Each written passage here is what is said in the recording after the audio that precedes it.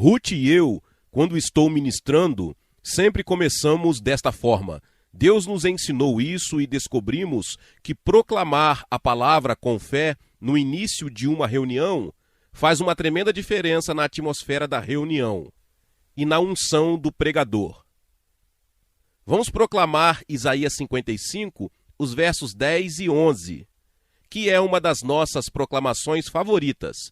Nós o usamos frequentemente em conexão com nosso ministério de rádio e seu alcance por todo o mundo.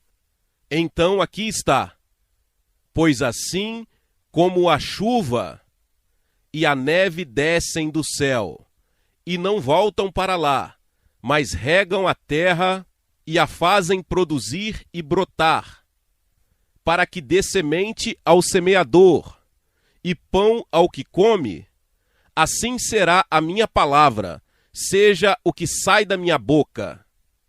Não voltará para mim vazia, mas fará o que me apraz, e prosperará naquilo para que a enviei. Amém. Agora deixe-me falar um pouco sobre a palavra proclamação ou o verbo proclamar. Na verdade, vem de uma palavra latina que significa gritar.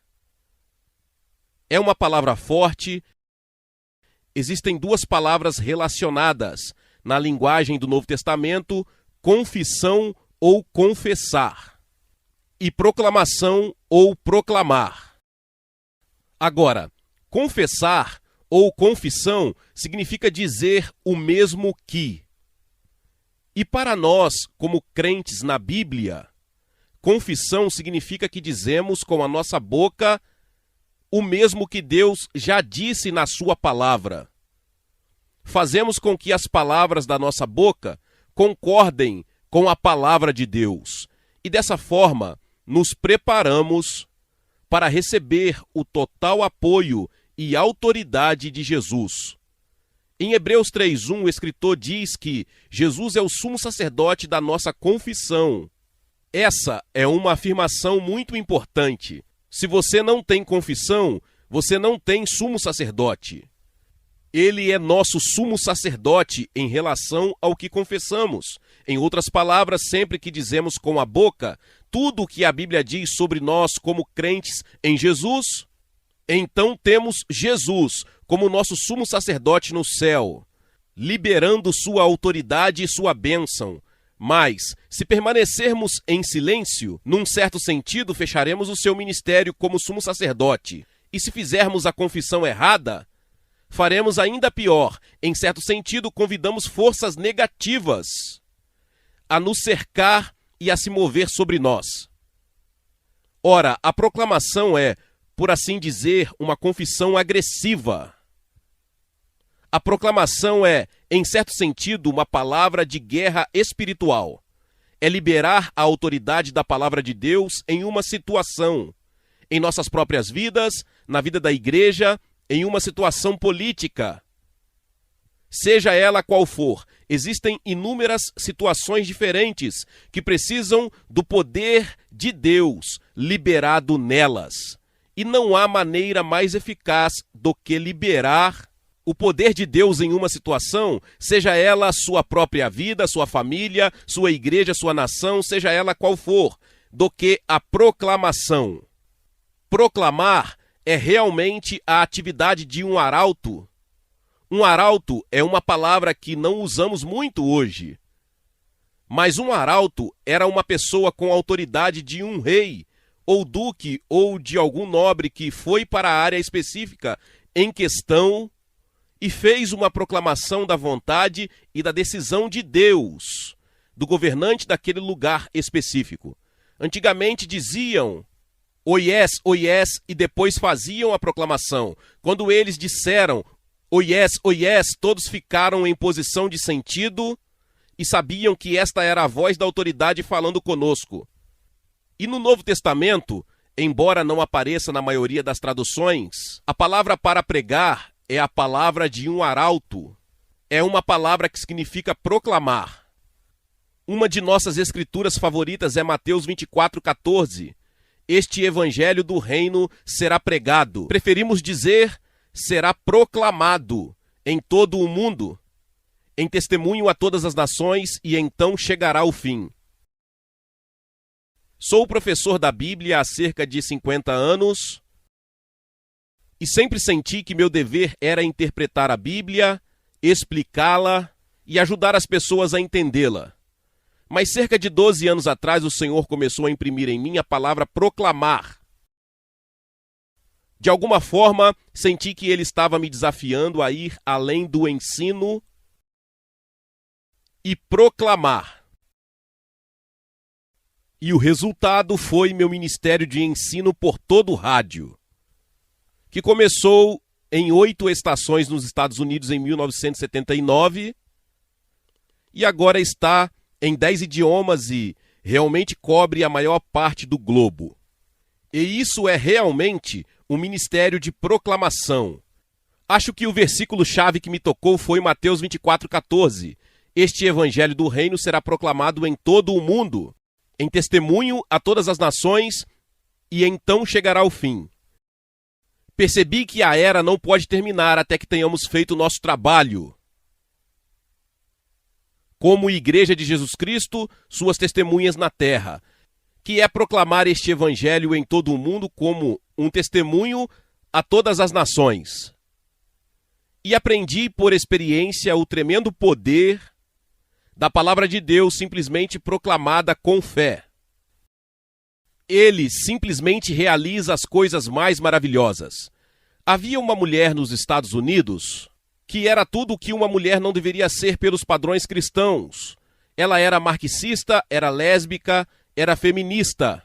E ela levou isso a sério, quero dizer, ela estava comprando revólveres para atirar em homens. E, de uma forma ou de outra, ela se viu em um pequeno navio no mar da China com alguns dos seus companheiros nefastos.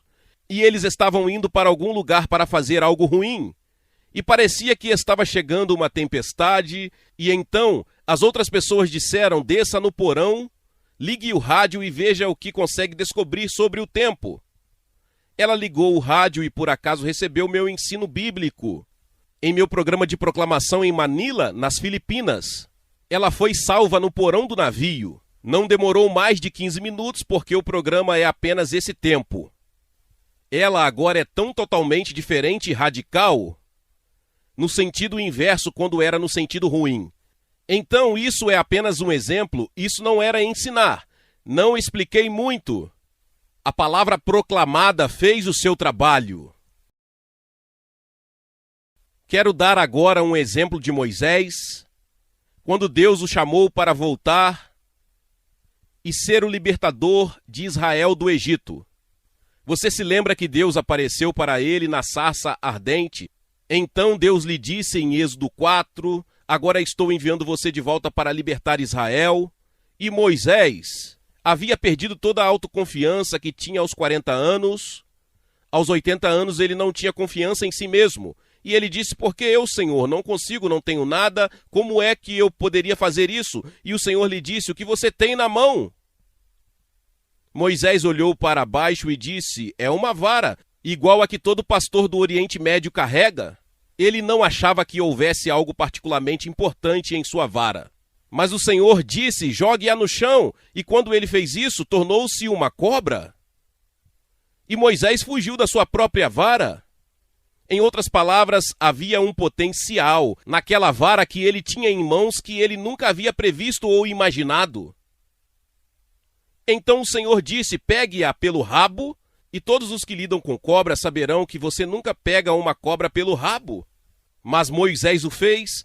Acho que ele estava tremendo enquanto fazia isso, e isso se tornou uma vara em sua mão, e Deus disse-lhe com efeito: agora vá com a sua vara, e isso é tudo que você precisa. Você pode fazer todo o trabalho com aquela vara. E se você analisar o restante dessa parte do livro do Êxodo, toda a libertação de Israel do Egito foi alcançada por aquela vara. Cada vez que Moisés queria que Deus interviesse, ele estendia sua vara e Deus intervinha. E o resultado foi, em certo sentido, que Moisés arrancou o governo do Egito de Faraó e o teve em sua mão, em sua vara. E a última cena foi a passagem pelas águas do Mar Vermelho. Quando as águas precisaram ser divididas, Moisés estendeu sua vara e as águas foram divididas. Quando os egípcios estavam na água perseguindo-os, Moisés estendeu a sua vara. As águas voltaram e destruíram os egípcios. Portanto, o único instrumento de que ele precisava para toda a tarefa para a qual Deus o havia chamado era aquela vara de pastor que ele achava que não tinha qualquer significado quando a segurou pela primeira vez em suas mãos. Agora, o que eu quero sugerir a você, se você é um cristão comprometido e crente na Bíblia, você tem uma vara. Você sabe o que é isso? É a sua Bíblia. Se você tem uma Bíblia aqui, eu gostaria que você a segurasse. E eu gostaria que você dissesse: esta é a minha vara. Você vai dizer isso? Minha Bíblia é minha vara. Com ela posso fazer tudo o que Deus me manda fazer. Tudo bem, agora você pode abaixar sua Bíblia. Agora, a primeira coisa que precisamos compreender nas Escrituras é o poder da palavra de Deus. Precisamos perceber que este é um livro sobrenatural. Assim como a vara de Moisés, ela contém um poder que não é óbvio quando você olha para ela pela primeira vez. Mas quando você começa a entendê-la, seu poder é realmente ilimitado. Vou apenas dar-lhe alguns trechos das Escrituras que revelam o poder da palavra de Deus.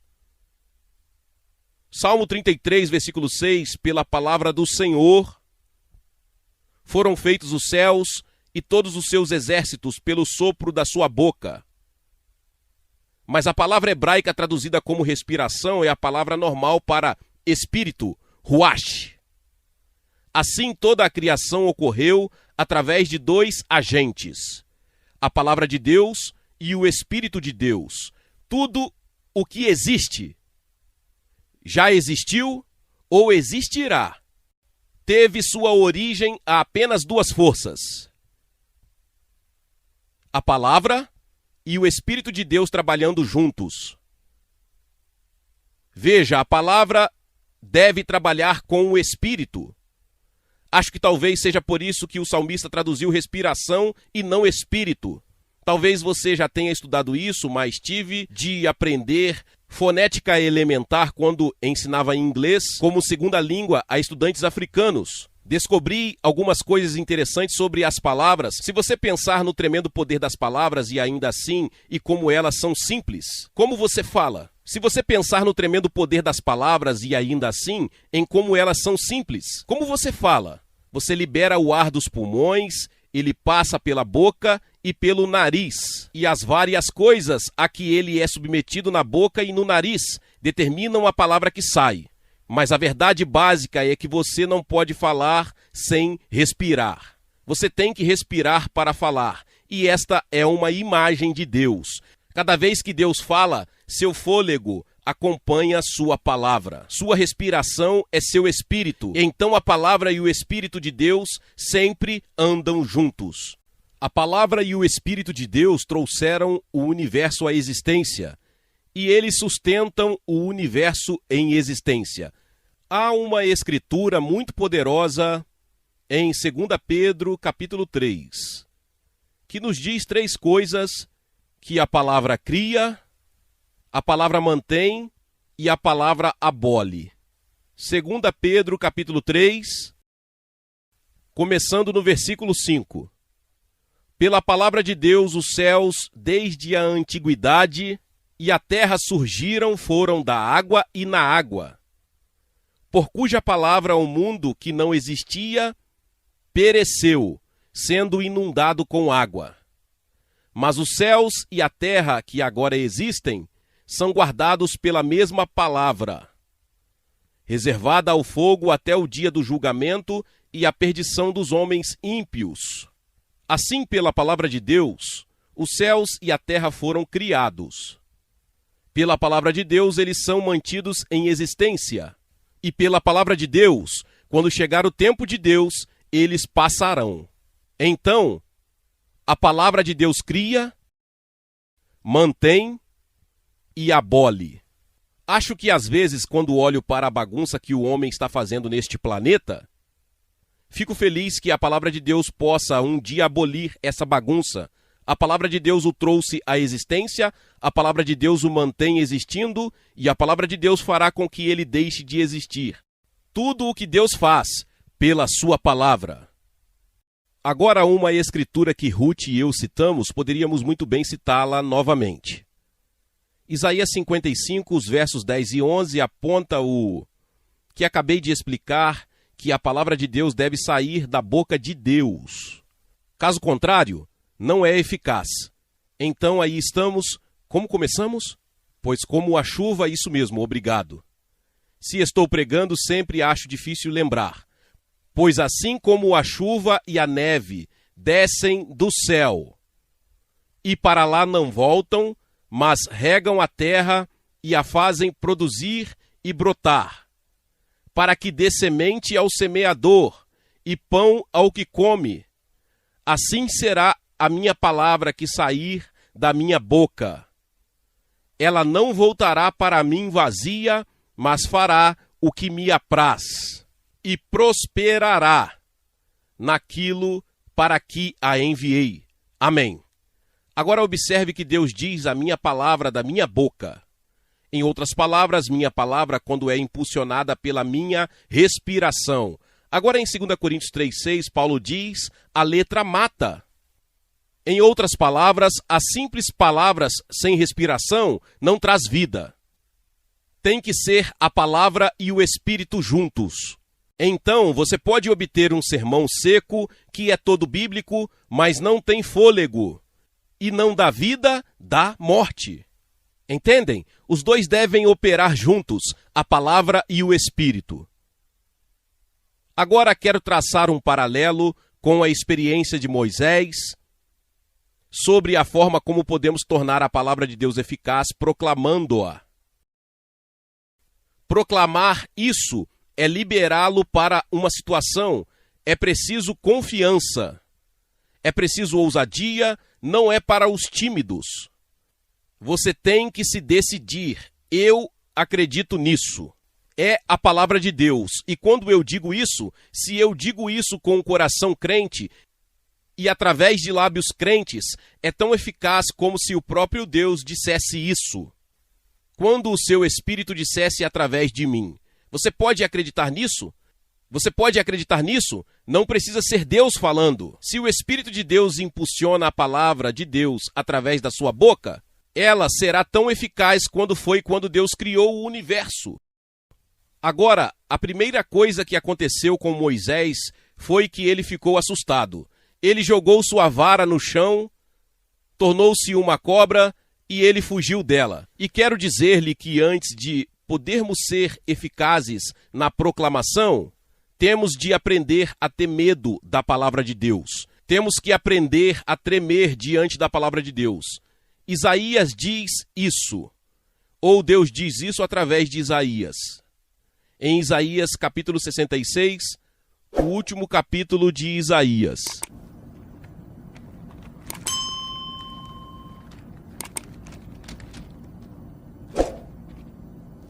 Os 2 primeiros versículos de Isaías 66.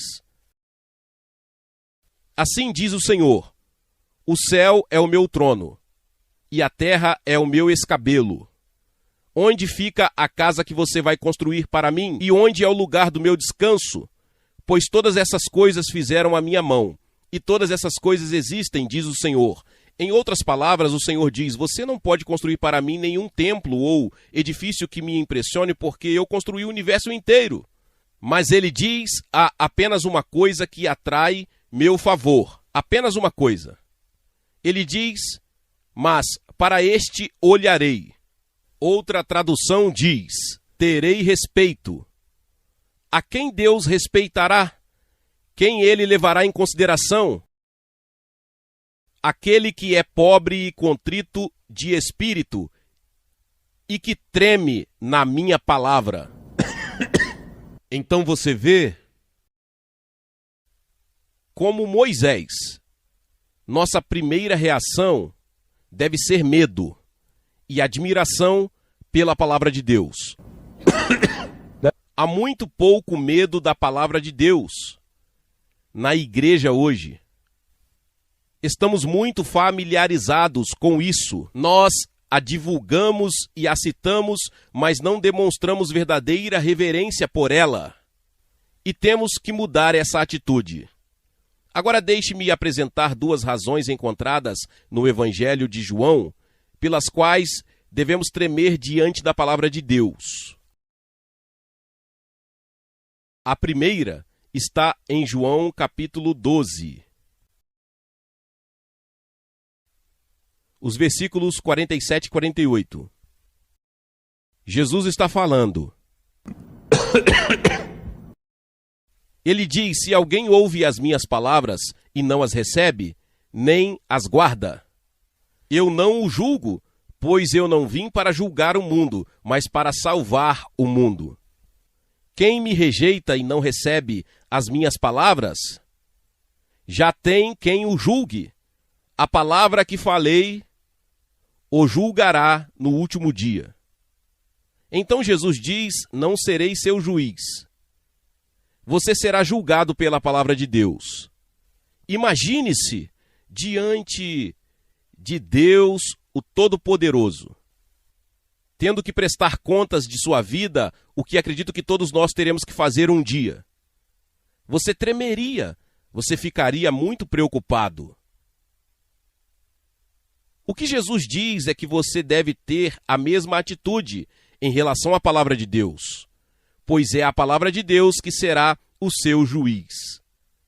Cada vez que abrimos as páginas desta palavra e a lemos, se pudermos entendê-la, estamos olhando para aquilo que um dia nos julgará. Não é de admirar que devemos tremer diante disso.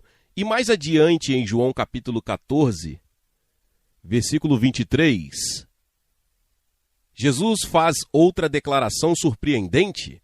Ele diz: se alguém me ama, guardará a minha palavra. E meu Pai o amará, e viremos para ele, e faremos nele morada. É um dos poucos lugares na Bíblia onde o substantivo plural é usado para se referir a Deus. Nós, Pai e Filho, iremos até ele. Como iremos? Através do quê? Através da sua palavra. Em outras palavras, quando nos abrimos para a palavra de Deus, se pudermos acreditar nela, o próprio Deus, o Pai e o Filho, entram em nossas vidas dispostos a morar conosco. Se um dia acontecesse que, de alguma forma, mesmo em uma visão, você visse o Senhor Jesus, talvez entrando em sua casa, você ficaria impressionado. Você teria uma sensação de admiração, você gostaria de cair aos seus pés. Jesus diz: não só eu irei, mas o Pai virá. Nós iremos através do quê? Através do quê? Através da palavra de Deus. Você vê? Devo dizer que a maioria de nós na igreja contemporânea temos que mudar a nossa atitude em relação à palavra de Deus. Precisamos mostrar reverência, admiração e medo. E não será eficaz em nossas vidas da maneira que estou falando, até que aprendamos a reverenciar a palavra de Deus. Agora, isso é tremer na palavra. Essa foi a primeira coisa que aconteceu com Moisés. De repente, ele percebeu o poder que estava em sua vara e fugiu dela. Ele ficou intimidado. A segunda coisa que ele fez foi segurar a vara. Pela fé, ele agarrou-a e ela tornou-se novamente uma vara em sua mão. Então, quando trememos, precisamos nos apegar à palavra de Deus. Precisamos nos apegar firmemente à palavra de Deus. E há uma escritura perto do final do livro dos Salmos que para mim é realmente impressionante. Salmo 149.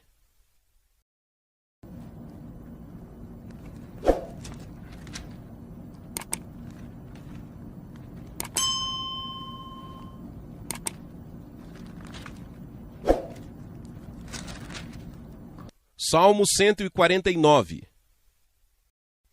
começando no versículo 5. Exultem os santos na glória.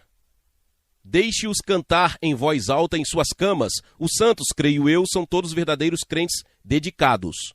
A palavra santo, palavra hebraica Hassid. Quantos de vocês já ouviram falar do judaísmo racídico, muito ultra-ortodoxo? Significa alguém que treme diante da palavra de Deus e que está totalmente comprometido com ela.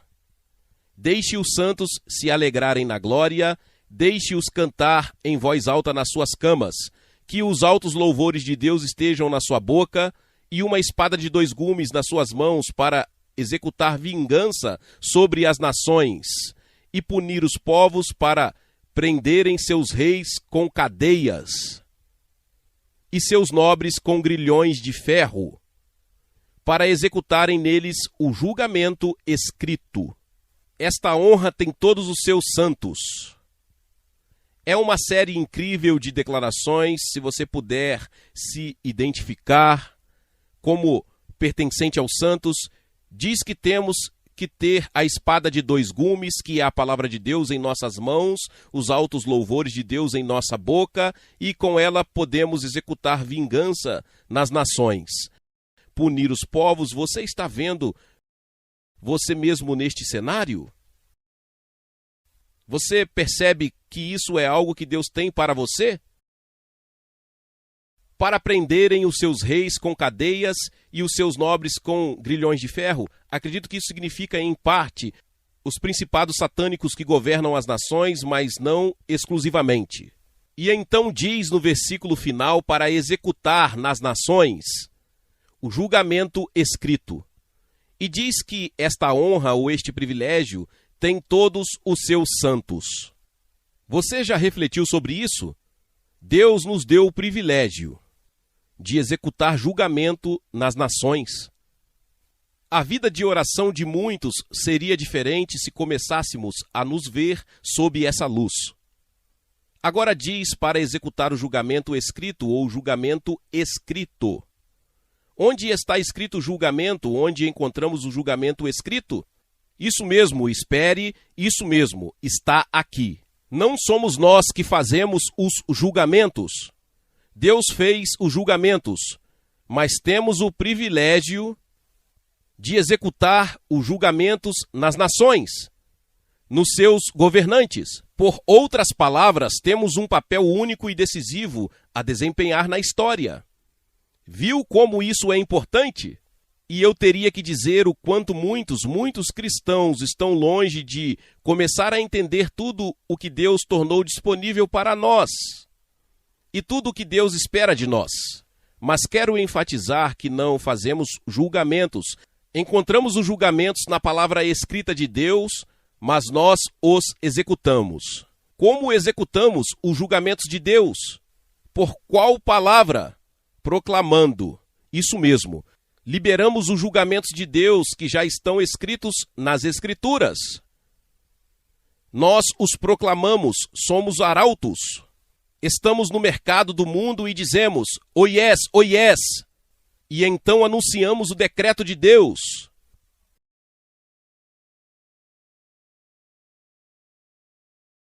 Agora acho que vou tentar ser muito prático e pé no chão. Chegamos ao próximo estágio, depois que ele agarrou a vara. O que ele fez a seguir quando voltou ao Egito? Ele esticou. Ele exerceu a autoridade que estava na vara. Agora quero sugerir a você que precisamos fazer o mesmo. Precisamos pegar a palavra escrita de Deus e estendê-la em qualquer situação em que a autoridade de Deus seja necessária. Uma das maneiras, não estou dizendo que seja a única, mas acho que de muitas maneiras, a maneira mais eficaz de liberar a autoridade de Deus em uma situação é proclamando com fé e sob a unção do Espírito Santo. Porque lembre-se, a palavra deve acompanhar a respiração. Mas quando os dois andam juntos, quando o sopro de Deus O Espírito de Deus impulsiona a palavra de Deus para fora de nossas bocas. Podemos liberá-la em uma situação e ela tem toda a autoridade do Deus Todo-Poderoso nessa situação. Deus não desceu do trono. Tirou a vara da mão de Moisés e disse: Moisés, eu farei isso. Acho que é isso que a maioria de nós espera que aconteça. Deus diz: você tem a vara, você faz. Mas é chamada de vara de Deus no livro do Êxodo. Era a vara de Deus, mas Moisés a segurou, Moisés estendeu-a, Moisés e Arão juntos. Não fez nenhuma diferença. Foi a vara que fez o trabalho. Então vou considerar agora uma série de situações potenciais, começando pelas quais são pessoais e passando pelas quais são nacionais e internacionais. E vou simplesmente mostrar-lhes diferentes maneiras pelas quais podemos esticar a vara. Agora vou pedir para Ruth voltar e ficar ao meu lado. E todas as proclamações que faremos agora são proclamações que fazemos regularmente em nossas devoções pessoais. Eu lhe digo, nossas devoções pessoais nem sempre são momentos de silêncio. Às vezes gritamos. Afinal, proclamar é gritar. Não digo que há mais poder em gritar, apenas depende de como o Espírito Santo o orienta. Provavelmente, temos entre 1 e 200 proclamações que fazemos regularmente, e quando Ruth estava lutando por sua vida, esta era a nossa arma número 1. Algumas dessas proclamações já fizemos milhares de vezes. Se você tem muitos pensamentos negativos e muitas influências negativas, apenas dizer isso uma vez não muda muito. Talvez você tenha que continuar dizendo isso até pensar, até quando surge alguma situação e assim você reage. Sou britânico de origem, como muitos de vocês sabem. Digo isso ao meu povo britânico, por isso não tenho muito medo de dizer isso aos americanos. E britânicos tendem a ser extremamente negativos. Eles são pessimistas por natureza. E eu era um pessimista dos pessimistas. Deus foi gradualmente me revolucionando, demorou muito tempo. Mas acho que um dos meus estranhos hábitos mentais remonta à infância. Quando estou numa situação, começo automaticamente a pensar em todos os problemas que podem acontecer, em todos os problemas que podem surgir. Entro no carro para dirigir e penso agora se houve algum acidente e outras coisas mais. Talvez alguns de vocês tenham o mesmo problema. Tenho usado a arma da palavra de muitas maneiras diferentes, mas há uma escritura, não posso lhe dar a referência exata. Está em Jeremias 29 e o Senhor está falando a Israel. E diz: eu conheço os planos que tenho para vocês, planos de bem e não de mal. Outra tradução diz: planos de prosperidade e não de calamidade, para lhe dar um futuro e uma esperança. Então, toda vez que começo a nutrir alguma imagem negativa de algum desastre, digo: agradeço por conhecer os planos que o Senhor tem para mim. Planos de bem, não de mal, planos de prosperidade e não de calamidade, para me dar um futuro e uma esperança. E talvez eu tenha que dizer isso várias vezes, mas no final disso o negativo foi dissipado. E tenho uma atitude forte, confiante e positiva. Ruth, eu acho, aprendeu isso? Você já? Não. Então vou dizer, não é um dos nossos repertórios, mas provavelmente será. Mas de qualquer forma o Senhor diz: conheço os planos que tenho para você. Planos de bem e não de mal, planos de prosperidade e não de calamidade, para lhe dar um futuro e uma esperança. Você começa a dizer isso toda vez que entra no carro. Você fará uma boa viagem, você vai realizar as coisas que se propôs a fazer. Sua atitude faz muita diferença, a forma como as pessoas te tratam. Você entra em uma loja e entra com essa atitude e eles farão algo por você. Se você entrar esperando problemas, mau serviço ou descortesia, provavelmente é isso que você receberá. Isso é apenas a propósito, mas não é nenhum custo extra para isso. Agora vamos tomar algumas proclamações padrão, mas antes de tudo, lembre-se que deve ser a respiração com a palavra. Em outras palavras, tem que ser o Espírito Santo.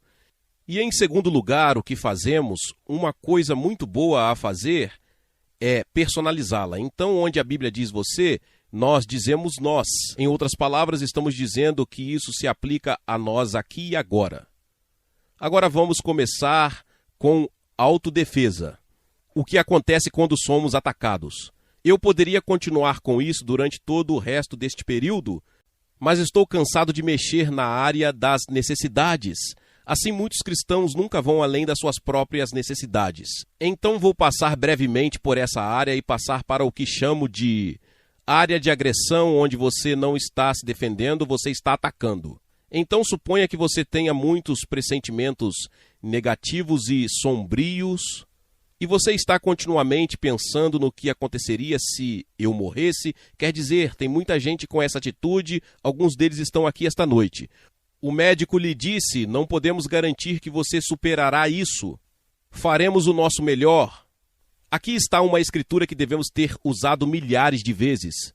Quer dizer, Ruth, em certos momentos, apenas deitada na cama e dizia isso. Era tudo o que ela dizia. Salmo 118, 17. Não morrerei, mas viverei, e contarei as obras do Senhor.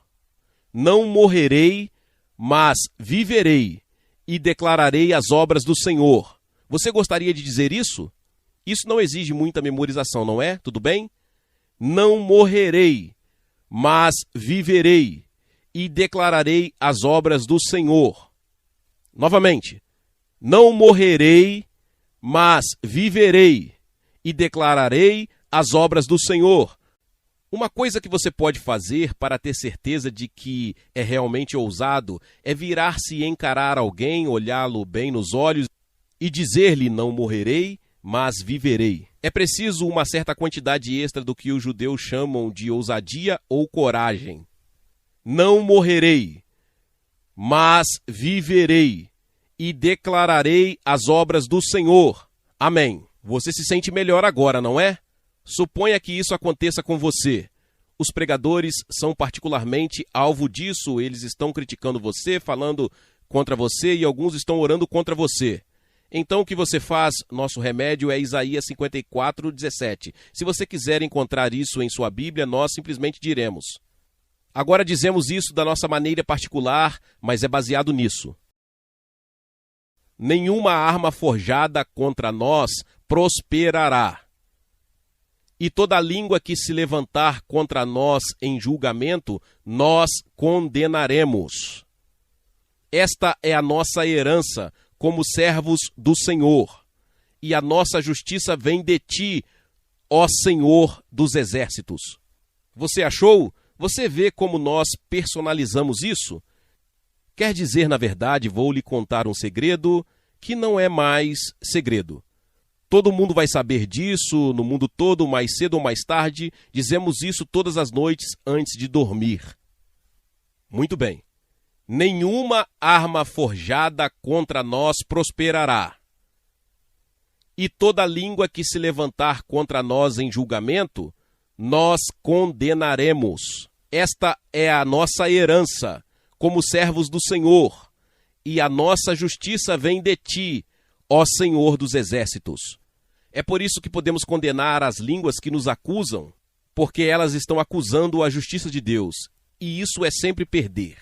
Eu gostaria de dizer apenas para esclarecer, depois disso dizemos: se há aqueles que têm falado ou orado contra nós, ou buscando dano ou mal para nós, nós os perdoamos, e tendo-os perdoados, nós os abençoamos no nome do Senhor. Substituímos o negativo pelo positivo, porque a Bíblia diz: se as pessoas amaldiçoarem, você as abençoa de volta, abençoe-os.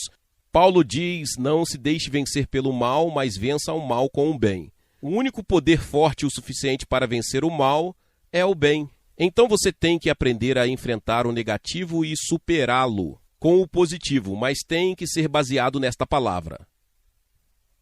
Agora suponhamos, digamos que nosso ministério seja atacado, ou possa ser a nossa casa ou a nossa família. Temos um pelo qual somos bastante famosos em Deuteronômio 33, os versos 25 ao 27. Fazemos isso na NVI, o que a torna muito poderosa. Deuteronômio 33, os versículos 25 ao 27.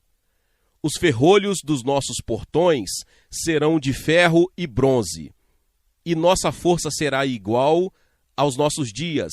Não há ninguém como o Deus de Jesurum, que cavalga nos céus para nos ajudar, e nas nuvens em sua majestade. O Deus eterno é o nosso refúgio, e por baixo estão os braços eternos. Ele expulsará nossos inimigos de diante de nós, dizendo: destrua-o. Amém. Isso realmente assusta Satanás. Vou lhe dizer isso. Aprendemos que você precisa destruí-lo. Deus o expulsará. Você tem que destruí-lo. Você tem que colocar o pé no pescoço do inimigo. Não entraremos em detalhes sobre isso, eles são muito sanguinários. Vamos salientar que não estamos falando de seres humanos, mas de forças espirituais quando falamos de nossos inimigos. Nossos inimigos não são de carne e osso. Seu pastor não é seu inimigo, seu marido não é seu inimigo. Você pode pensar assim às vezes, mas não é assim. Você tem que aprender que não estamos lutando contra seres humanos. Estas armas são muito poderosas, mas têm que ser utilizadas no contexto certo. Agora suponha que você tenha algum tipo de necessidade, nenhum de vocês sabe, tenho certeza, mas suponha que isso deveria acontecer, financeiro, físico ou de cura. Tenho uma proclamação para cada um. Em primeiro lugar, financeiro. 2 Coríntios 9, 8, e nós apenas mudamos um pouco as palavras, mas basicamente elas são King James. Deus é poderoso para fazer abundar em nós toda a graça, para que sempre, tendo toda a suficiência em todas as coisas, possamos abundar em toda boa obra. Veja, começa com 3 palavras simples. Deus é capaz. Você acredita que Ele é capaz? É importante, então diz o que Ele é capaz de fazer. E esse é um versículo tremendo. A palavra todos ocorre 5 vezes. E a palavra abundar ou abundância ocorre 2 vezes. Não seria possível colocar mais abundância em um versículo do que Paulo conseguiu naquele. Isso é graça. Observe que, como a graça é recebida? Pela fé. Pela graça você é salvo por meio da fé, isso mesmo. Não é algo que ganhamos, não depende do nosso salário. Embora isso possa estar relacionado, mas nós a recebemos pela fé, na graça de Deus. Faremos isso mais uma vez, esta é a base financeira do nosso ministério. Sempre que oramos por finanças, começamos nesta base. Veja, então temos uma atitude positiva, então faremos isso de novo. Deus é poderoso para fazer abundar em nós toda a graça, para que sempre, tendo toda a suficiência em todas as coisas, possamos abundar em toda boa obra. E então suponha que você seja desafiado por algo que não consegue fazer, é demais, você não é capaz, você não tem educação, não tem força, depende do que é. E ainda assim Deus desafiou você com isso. Bem, recorremos a Filipenses 4,13. Mas esta é a versão Prince. Acontece que sei grego e acho que o Senhor me deu uma tradução muito boa do grego, que revela o significado melhor do que qualquer outra versão que já vi. Mas deixe-me dizer que não está impresso, tenho pessoas vindo até mim dizendo: onde podemos comprá-lo? Você não pode. Posso todas as coisas através daquele que me fortalece interiormente. Vou dizer isso novamente. Posso todas as coisas através daquele que me fortalece interiormente. Eu uso a palavra capacitar porque a palavra grega vem de dunamis, que normalmente é traduzida como poder. Então, há uma fonte de poder dentro de você que é liberada pela sua proclamação. Posso fazer todas as coisas através daquele que me fortalece interiormente. Não tenho educação, não tenho força, mas quando é a vontade de Deus, quando é uma tarefa designada por Deus, há alguém em mim que me capacita por dentro. E então suponha que o problema seja doença. Um dos nossos favoritos é 1 Pedro 2,24. O próprio Jesus levou os nossos pecados em seu próprio corpo sobre o madeiro, para que nós, tendo morrido para os pecados, pudéssemos viver para a justiça, por cujas feridas fomos curados.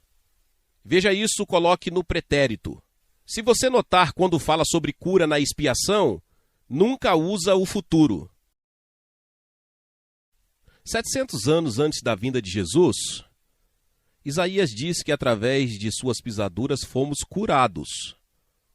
Após a expiação, olhando para trás, Pedro disse: por cujas feridas você foi curado. Isso lhe dá uma perspectiva totalmente nova. Isso não significa que você deixe automaticamente de estar doente, mas lhe dá uma base diferente para enfrentar e desafiar a doença. Às vezes você tem que continuar dizendo isso por muito tempo, você só precisa decidir o que é mais confiável, a palavra de Deus ou os seus sintomas. Agora estamos entrando em uma área mais agressiva. Vamos falar sobre intervenção nos assuntos nacionais e internacionais. Ruth e eu passamos muito tempo orando fora de nossas próprias necessidades, orando por diversas situações, pelo destino das nações. Aqui estão algumas passagens bíblicas que irão encorajá-lo e ajudá-lo. Um dos nossos favoritos, que quase sempre terminamos, é Daniel 2, 20, 22 e 4, 34 e 35. Falada por Daniel e por Nabucodonosor, mas a mensagem é a mesma. Direi essa referência novamente, Daniel capítulo 2, 20 e 22 e Daniel capítulo 4, 34 e 35. Bendito seja o nome de Deus para todo sempre, pois a sabedoria e o poder são dele, e ele muda os tempos e as estações. Ele remove reis e levanta reis. Ele dá sabedoria aos sábios e conhecimento aos entendidos. Ele revela coisas profundas e secretas. Ele sabe o que há nas trevas e a luz habita com ele. Porque o seu domínio é um domínio eterno e o seu reino de geração em geração. Todos os habitantes da terra são considerados nada. Ele faz conforme a sua vontade no exército do céu e entre os habitantes da terra. Ninguém pode conter sua mão ou dizer-lhe: o que você fez? Considere que essas palavras vieram de um imperador incrédulo. Nabucodonosor, acho que ele era um crente naquela época. Mas pense na tremenda obra de Deus na vida de Nabucodonosor. Isso poderia encorajar-nos de que Deus pode mudar governantes ímpios e maus, se aprendermos a orar. E então temos duas passagens de 2 Crônicas, cada uma delas com apenas um versículo, nós os tiramos da NVI. E ambos são orações. Então, se vamos orar pela situação no Oriente Médio, ou seja lá o que for, antes de fazermos a oração específica, tendemos a fazer essas orações porque elas nos impulsionam. Tudo bem, onde estamos? 2 Crônicas 14, verso 11. Senhor, não há ninguém como tu para ajudar os impotentes contra os poderosos. Ajuda-nos, ó Senhor nosso Deus, pois confiamos em ti e em seu nome viemos contra este vasto exército. Ó Senhor, o Senhor é nosso Deus. Isso mesmo, tudo bem. Agora, fizemos isso, não deixe o homem prevalecer contra você. Eu não fiz isso, desculpe, perdi a última parte e esse foi o meu amor. Senhor, não há ninguém como o Senhor, para ajudar os impotentes contra os poderosos. Ajuda-nos, ó Senhor nosso Deus, pois confiamos em Ti, e em Seu nome viemos contra este vasto exército. Ó Senhor, o Senhor é o nosso Deus, não deixe o homem prevalecer contra Ti. Em 2 Crônicas 20, 6:20, versículo 6. Ó Senhor, Deus de nossos pais, mas és Tu o Deus que está nos céus? Você governa todos os reinos da terra. O poder e a força estão em suas mãos, e ninguém pode resistir a Ti. Amém. Ruth está certa e eu estou errado, mas de qualquer forma, estou apenas fazendo a versão Prince. Você entendeu a mensagem. Agora faremos o Salmo 33, versículos 8 ao 12. Temos que ir rápido agora. Esta é uma afirmação tremendamente poderosa quando se trata da situação mundial. Que toda a terra tema ao Senhor, que todos os habitantes do mundo fiquem maravilhados com Ele. Pois Ele falou e tudo foi feito. Ele comandou e Ele permaneceu rápido. O Senhor reduz a nada o conselho das nações. Ele invalida os planos dos povos. O conselho do Senhor permanece para sempre, os planos do seu coração para todas as gerações. Bem-aventurada a nação cujo Deus é o Senhor, e o povo que Ele escolheu como sua herança. Em outras palavras, quem sairá vencedor de tudo isso? A nação cujo Deus é o Senhor.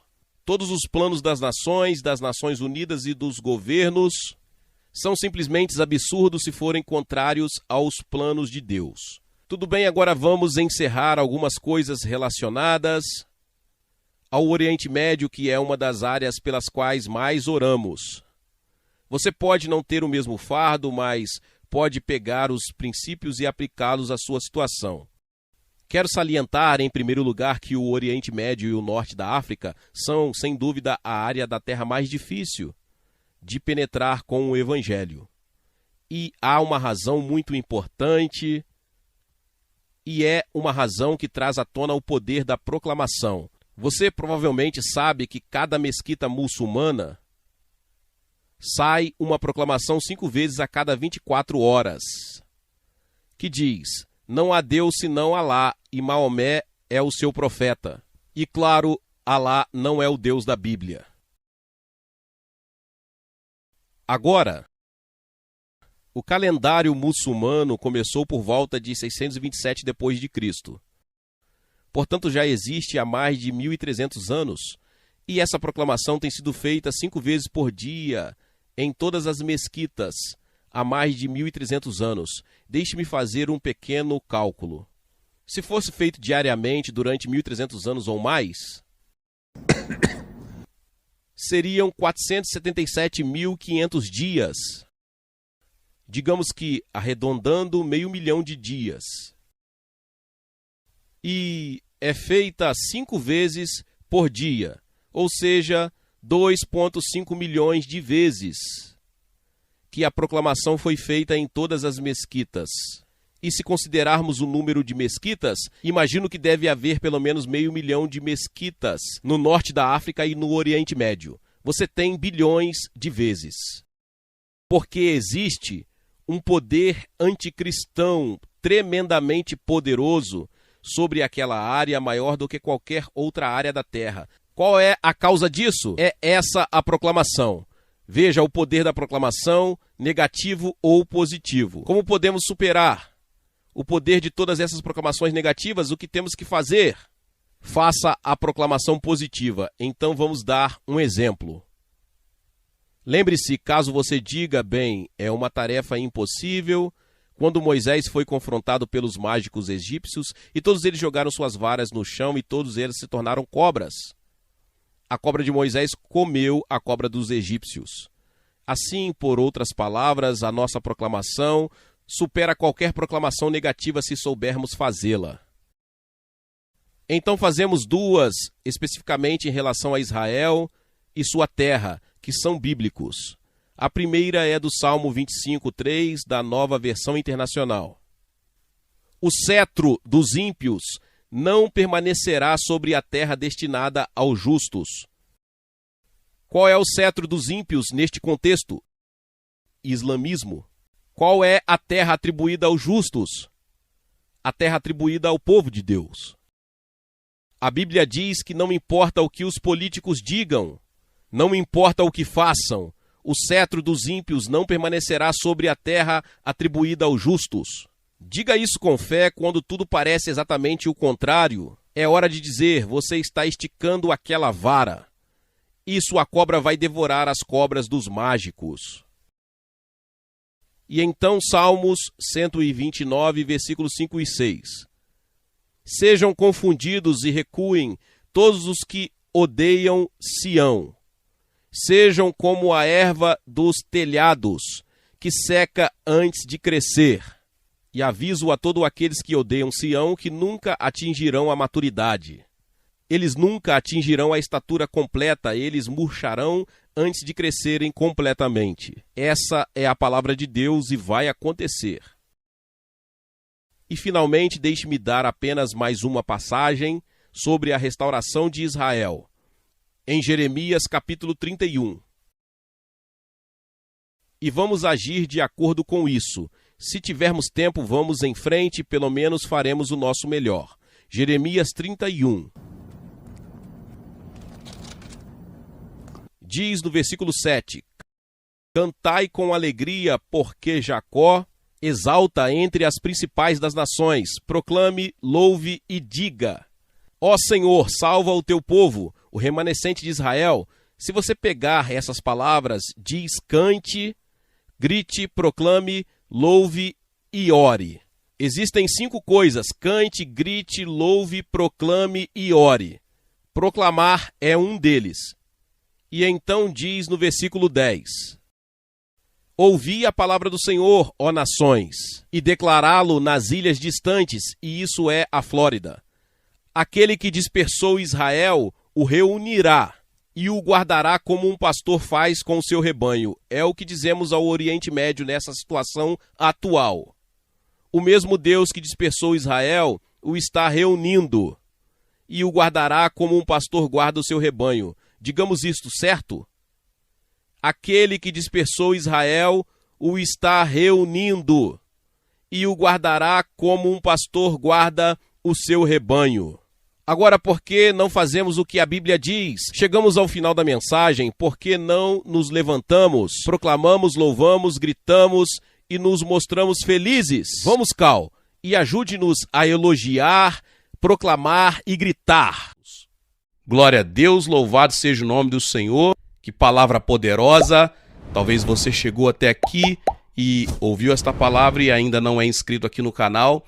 Se inscreva aqui no canal e ative o sininho das notificações. Todos os dias são postados vídeos abençoados aqui no canal para te abençoar. Deixe também o seu like e não se esqueça de compartilhar esta palavra com mais pessoas. Meus irmãos e minhas irmãs, nos vemos nos próximos vídeos. Amém.